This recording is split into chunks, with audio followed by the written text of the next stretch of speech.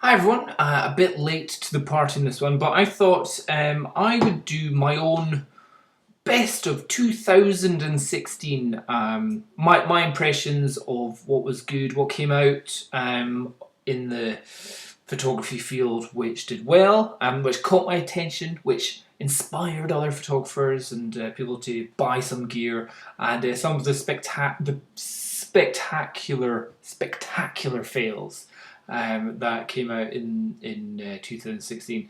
I am going to be going to DP Review for my digital photography review.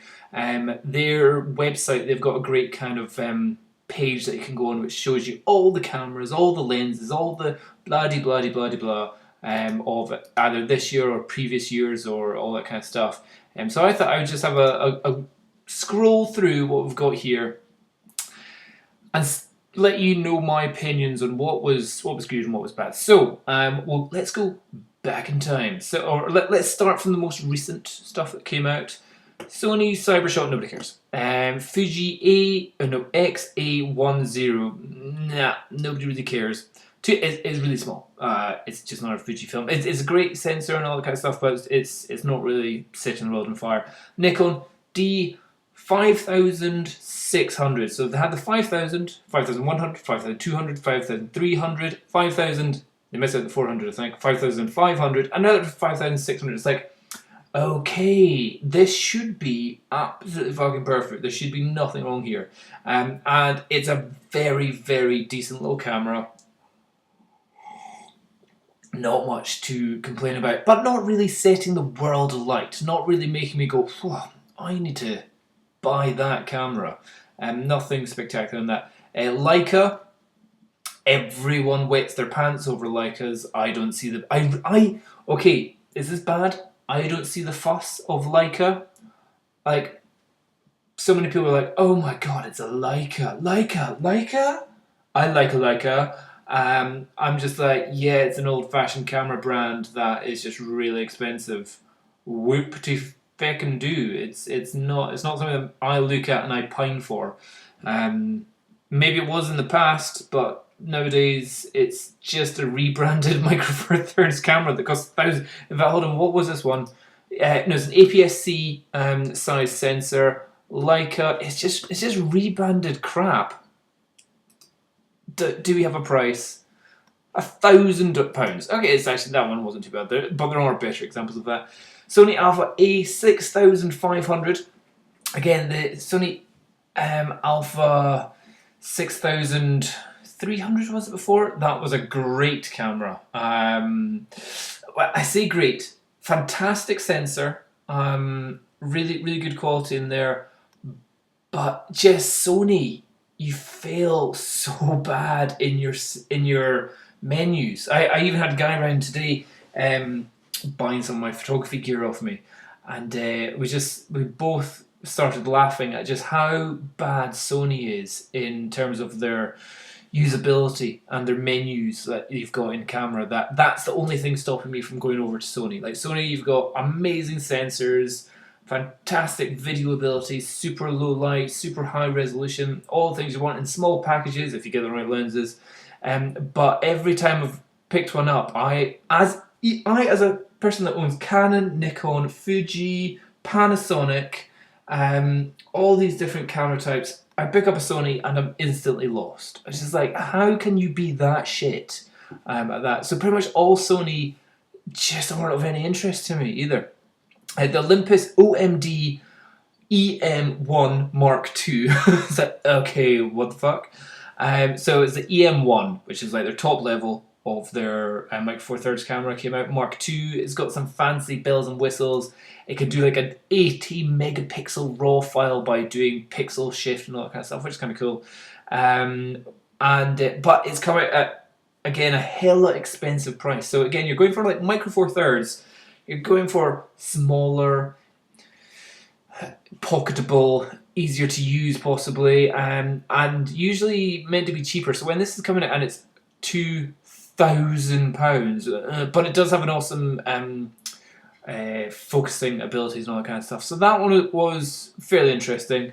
Pen, boring. Fujifilm GX GFX 50S. So Fujifilm kind of surprised the photography world this year by bringing out a medium format digital camera. So medium. So if you think we've got a micro four thirds sensor, let's imagine it's that size, and then let's imagine we've got a micro four thirds. We have an APS-C size sensor, and then let's imagine we've got a 35. No, need something bigger than that. With this work? No, this might work. 35 millimeter sensor like that. Then you go to a medium format, and that's kind of like that. it's huge.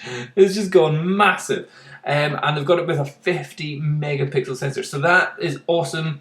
I don't know anybody that's used that yet, or it's just kind of been announced and shown to people. And there's only about 3 lenses that come with it. But again, it's going to be about £10,000. So out of the range of 99% of photographers that are interested in it. Now, this next company, YI, Me One, or Y1M1, I don't know how to pronounce it. Yi, I think it's called Yi, is a what do you call it, like a counterfeit company that's bringing out all these cameras, which are effectively coming off the same conveyor belt, but they're just putting a different brand on it, and they're coming out cheap as like ridiculously cheap. In fact, let's just see this one. And the Yi also brought out a camera which is a bit like the GoPro. Where's my GoPro? The GoPro Hero 5 or Hero 3 or 4, whichever one they kind of copied. But it came out at like £60 compared to £360, and just like, so a lot of people said, Dom, which GoPro should I get? Which one should I buy? Blah blah. I might either get a second-hand one or go for one of the cheap knockoffs because they do exactly the same thing. What's this Yi one? 4K mirrorless, interchangeable, blah blah, with a lens for about £700. So that one seemed quite good. It hasn't totally tickled my pickle, but their GoPro fakes that they did from Yi were quite interesting. Sony Alpha A99 Mark II. Again, nobody really wants to go to Sony because nobody has the confidence that Sony is going to keep their what do you call that? Their alpha bodies, their full-size bodies alive. They think that is going to just die. There is a fear of that. So people are like, hey, I don't want to invest in a whole new, if you want to call it, ecosystem of cameras, and then find out that 3 years down the line, Sony have gone, sorry guys, we're not going to do it anymore. We can't be bothered making new lenses for it. So, or you can do it, but you need an adapter and blah blah blah. You're just like, oh great. So, amazing abilities, but just people are scared of it. Lumix DM, blah blah blah, nobody's interested. Another Panasonic, blah blah blah, nobody cares. The G85, that one was quite interesting. Just small, cheap, light, had 5-axis in-camera, in-sensor image stabilization from Lumix. That was the first for that. Canon EOS M5. That's their micro four thirds. No, it's not their APS-C. Oh, it's their mirrorless one. Nobody's going to buy that. Nobody's going to buy that. That's too late.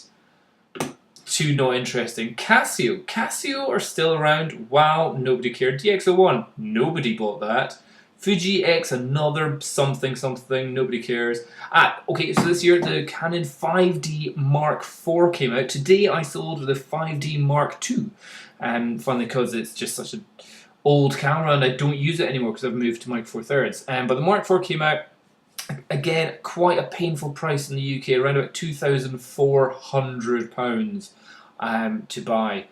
And again, the Canon sensor is still suffering the same problems as what they've had in all other sensors of just really pants dynamic range. And it still seems to be an ISO invariant sensor, so that you need to boost the ISO before taking the photos to get the right exposure. You can't just do it in post, blah blah blah. There's a whole pile of nonsense about that. But again, as a workhorse, works great, not a problem there.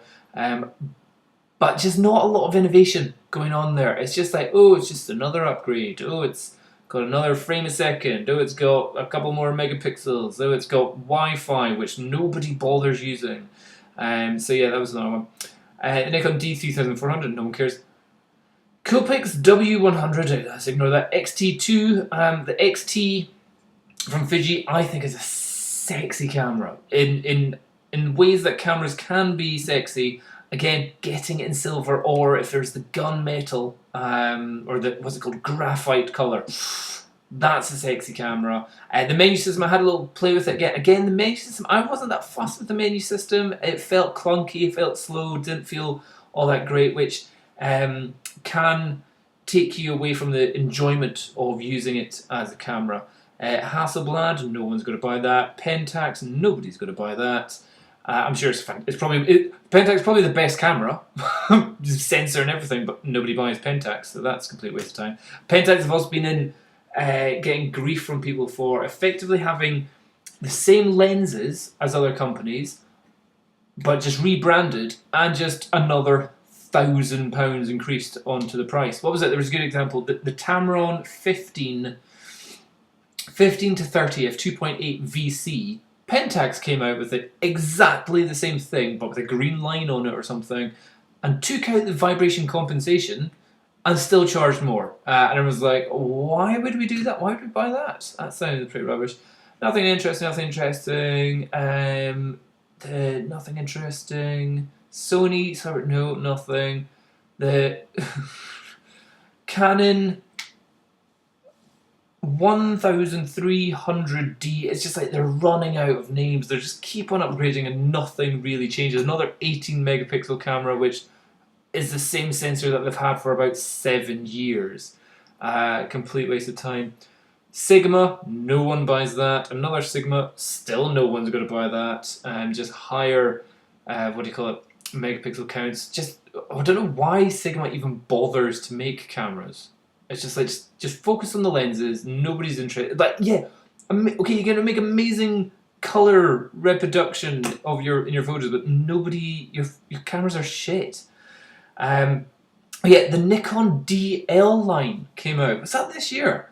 That was shit. That really was shit.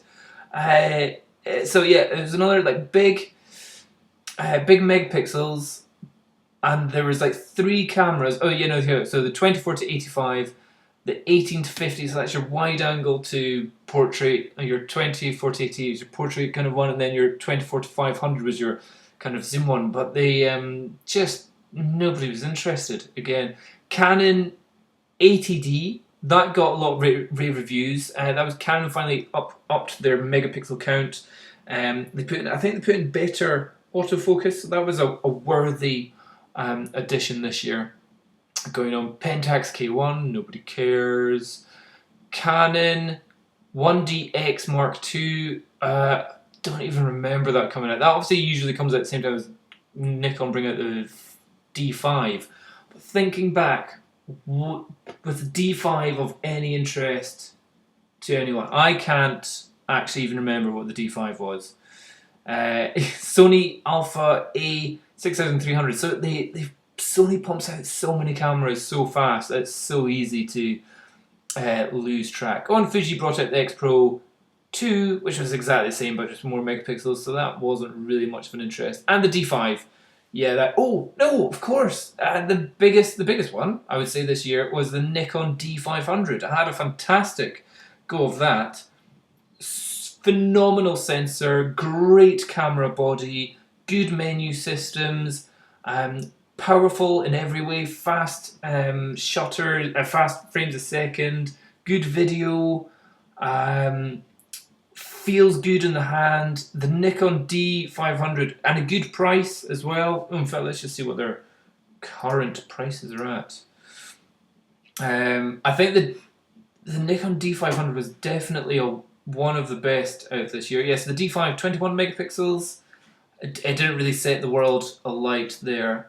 What's this one going for? Like 1,500 for the body there. Yeah, the D500. Is a good camera. Do you know what? There's a good site if you want to go into called Camera Buster. No, Camera Price Buster. Camera Price Buster. That's what it's. Let's see where the Nikon digital SLRs. The D500, current price in the UK, it really hasn't changed at all. It's had a couple of dips. So pretty much from the start of the year, it started at 1,750. There was a couple of maybe promotions, went down to about 1,500 and something, but it's still back up to where it was. So yeah, the price, that one, if you bought that almost a year ago, you've not lost any money. There's so many cameras that come out and you lose money within a week of it going online. But that one did pretty well. Let's just see. What about the 5D? That's still £5,000, and you had to choose between two XQD or two compact flash. Yeah, that's. Oh yeah, so usually the cheaper prices are like part exchange or some sort of deals that you get there. Uh, but that was pretty much all that came out this year. Yep, that was the Nikon DF. So yeah, that was the. So I would say my choices this year out of cameras, from Nikon, the best was the D500. From Fuji, the XT2, get it in gun metal or graphite or whatever it is. Sony, well, Canon, I would say Canon, the 80D was pretty much the only option that you had here to go for. Sony, Sigma, I would ignore completely. What else? What else? What else? Anything else? The mirrorless from Canon, completely ignore. Panasonic, a camera from Panasonic, I would say the G85 was good. Well, it'd be interesting what the Fuji is actually like when people use it. But yeah, not a stellar year for cameras. Let's see the lenses that came out this year. So again, Nikon brought out a ridiculous 19mm f4 tilt shift perspective control, blah blah blah. Nobody cares about that. They also brought out the third generation 70 to 200 f2.8. So this one's got VR and everything. It's an electronic or electromagnetic iris opening, blah blah. So that's all super. It came out. It's about £2,200. If you can get the second one for second hand, just get second hand. Buying these new, you either have too much money or you're an idiot. If you think any client will go, don't like how that photo came out because of it being the Mark II version rather than this current version, is never going to happen. So yeah, it came out vastly more expensive. What other ones that came out are any good? Sigma, super wide one, full frame, 12 to 24. Oh, Canon also brought out a ridiculous lens as well. I'll see if that's further down. Sigma 500mm f4, badass. I think this was really the year of more alternative lens companies. So Nikon and Canon, being the big two, didn't bring out that many. But there's a lot of random companies. So Samyang, Zeiss brought out, okay, that's not a random one, but Zeiss brought out a few. Then there's what's this? The Zeiss Otis. So there's been like new branches of Zeiss bringing out their own different ones. But Samyang have been pumping out quite a lot of higher quality lenses and like film or cinema lenses and stuff like that. Let's see, anything good here. A lot of them which you just kind of look at and go, I have no idea what that does, but it's still cool anyway. Is there anything interesting this year? Oh yeah, the Venus Venus. This was a whole new company that I've never heard of before. Laowa. I think Venus was a Kickstarter company. Actually, I don't think it was an actual. I don't know. That was a Kickstarter to get this lens going. 12mm f2.8 for full frame, and it's got the least amount of image distortion out of any ultra wide angle lens. It humps the, for example, Canon have got the 16 to 35. That one's distortion is like barrel distortion at 16 is around about 3.1% or whatever it is. So it's like woo coming through. This one is like 1.2%. So it's 300% better if you want to kind of do it that way. Yeah, it was really good. I was most impressed. Like, so yeah, that one definitely. Oh, the Nikon 105mm f1.4. Some people are saying that's the sharpest, bestest lens in the world. So that's definitely a good one to look into. Panasonic brought out that one, the 12 f1.4. I was quite interested in getting a hold of that, but then I realised it's over £1,000 as well. So it's like for micro four thirds, spending £1,000 on a lens, you're like, piss off. Oh yeah, this was another one. Irix a 50mm f2.4. So random aperture size, 50mm. It was for full frame lenses, full frame cameras again. So you're getting ultra wide. So you're wider again than the Canon 16 to 35.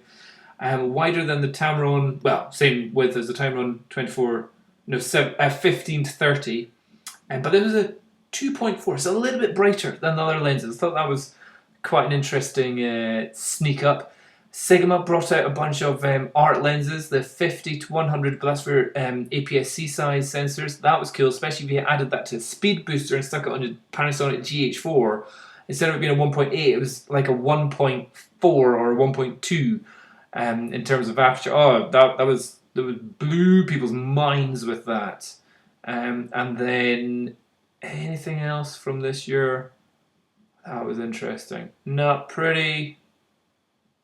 huge stuff. So that was all good. What else came out this year that was of any interest? Drones. So that brings me on to. So the best lenses, I would say, are actually just not the usual Nikon and Canon lenses that came out this year. It might have been like Irix and the Zeiss ones and the Samyang were actually totally kicking ass this year. So, but the biggest failure of this year, let's see, we've got drones here. Buying guide to. Let's see, bring me the drones. Drone roundup. So again, drone stuff is happening so fast. We've had Phantom 3, Phantom 4, Phantom 4 Pro, and all these other ones. You've also had Eunuch. That's not a great one. The DJI Mavic Pro and the Phantom 4 and 4 Pro. It's not giving me a huge amount of details here. I would say the biggest fail this year, have I got it up here? Look at this one.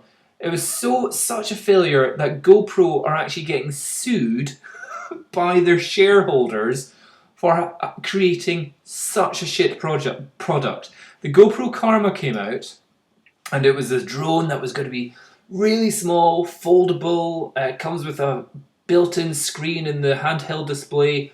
It sounded great. People started flying it, and instead of just people being crap pilots or crap owners and it falling out of the sky, it was falling out of the sky by itself, not due to pilot error. And there's so many videos of just like flying, la-di-da-di-da, plummet to the ground, crash dead. You're just like, oh my god. So GoPro, the company GoPro tried to get this out as fast as possible in the same time as their Hero 5 came out, and whoever designed it wrong. Having the camera that far out in front puts too much weight, it makes it unbalanced. The things at the front were going on, there was wire problem, there was battery connection problems, and the amount of videos of just people failing with it so bad was brilliant. So that was so bad, GoPro ended up doing a complete recall of all of their Karma drones, and even started giving people who had bought the drone a free GoPro Hero 5 Black as an apology. So much so that GoPro shares just now are around about $9 a share, which in comparison to some companies, like, oh, $9 a share, that's not too bad. But I think when GoPro first went on the stock market, it started off at like $35, then it went up to around about $80 a share, and it's plummeted down until it's $8. So if you bought it at its peak at $80 a share, let's say you bought $1,000 of shares, you would now only have £80. No, that can't be right. No, you'd only have £100. You've lost £900 if you bought £1,000 of shares with GoPro. And there seems to be no info coming out from them about it coming back. So they're releasing the GoPro Karma handheld joystick to get smooth motion of this. That's about £300. The actual camera itself, which I've done loads of videos on, which is it's not much of an upgrade. Yeah, the body's a little bit better. The audio is crap. That's pretty much all I can really say about it. Oh yeah, it's got a screen on the back, so yeah, screen, better body, terrible audio, same video, in fact sometimes worse video footage. But the drone, it was so bad it had to be recalled, and it's a shame because I was like, this is great, it comes in a package with a controller where you've got the video screen. I don't need to bring my iPad and get all connected up, and I can use the wide angleness of the GoPro, and I can maybe in future just upgrade the camera without having to get a completely new drone and all that kind of stuff. So it had good ideas. The fact that it failed so bad was so disappointing. That GoPro is potentially getting sued by its own shareholders. But the win was GoPro's was the alternative to this, which was the DJI Mavic. But at the same time, that's kind of DJI Mavic. That itself has had a few issues. There's been quite a few crashes. It's come out. It's still over £1,000 in the UK. There's been a few fails of it. I've reviewed it as well, and its 1080p footage is pants. It's just crap. It's 4K, fantastic. It looks good, no problems there. But if you're wanting to do maybe a faster frames a second, like 30, 50, 60 frames a second, or I think you do like up to 120 frames a second in 1080. The footage is pants. I wouldn't recommend doing that if you're trying to get good footage. If you want to get good footage, 30 frames a second, 4K, and you get it. But it's quite a narrow field of view. It's 28mm compared to something like this, which is super ultra mega wide. So if you like getting up close to things, ultra wide like this, the Mavic, much more telephoto almost. But they also brought out the DJI Phantom 4 Pro, which came out, which is all bells and whistles, but it's about £1,600. And then you still need a iPad mini or an iPad something or a specialized phone to go as your monitor and all that. So you're talking about it's like £2,000 worth of kit going on there. It's not that cheap. But there are other drone companies. It's just that they're crap as well. I would stay with DJI. DJI still also have a reputation of having the worst customer service. So if you are buying any DJI products, I would say buy it from an actual distributor so you can deal with them rather than trying to organise it yourself. Certainly if you're in Scotland, there is Marionville Models. They are a DJI official distributor. So if there's bits that you need, you can just go to them and ask them to order that, and that works out quite well. But buying it straight from DJI, and if something's wrong, trying to send it back and organise that could be a total pain in the butt. So yeah, I would say, but so many things. I'm like, get it cheaper, get it second hand, blah blah blah. When it comes to drones, actually, I advise buying from a reputable retailer rather than trying to get the cheapest price anywhere. Get the cheapest price of a GoPro. It's the same everywhere. Try and get the cheapest price of a lens for a camera. They don't go wrong. Drones, so many things that need work on that I would say definitely get it from a distributor. So yeah, the best things from 2016, I would say Nikon D500, DJI Mavic as well, and then on top of that, the biggest fail is the GoPro Karma drone. Massive fail. The biggest thing that I'm looking forward to of 2017, that's the next part, is the Panasonic GH5. Let's see if we've got Look at this, coming early 2017.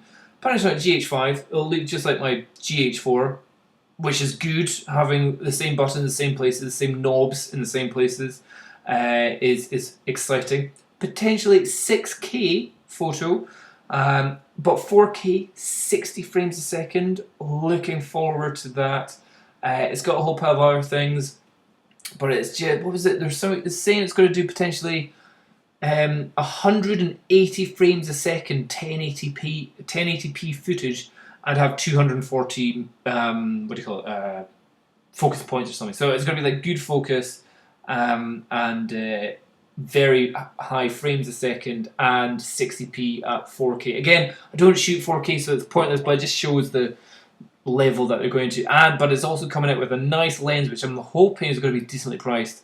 The Leica Vario 2.8 to 4. They've got a wide angle, the 8 to 18 millimeters. I'm excited for that. That's the two things I'm really wanting to buy this year. So it's the DJI Phantom 4 Pro that I'm going to get, and the Panasonic GH5, and the Leica 8 to 18 f2.8 to 4 lens. That's my purchasing for this year. I think nothing else at the moment has tickled my pickles, or is in my price range, or is in my my knowledge base at the moment. But you never know. 2017 could be very interesting, but I doubt it. So anyway, that's just my little review from today. Hope you've enjoyed this relaxed, sitting back kind of video, and I'll see you guys later. Oh, but before I go, let me know what you are looking forward to, and what you thought was the best equipment, lens, camera, and biggest fail from 2016. Cheers, guys. See you later. Bye-bye.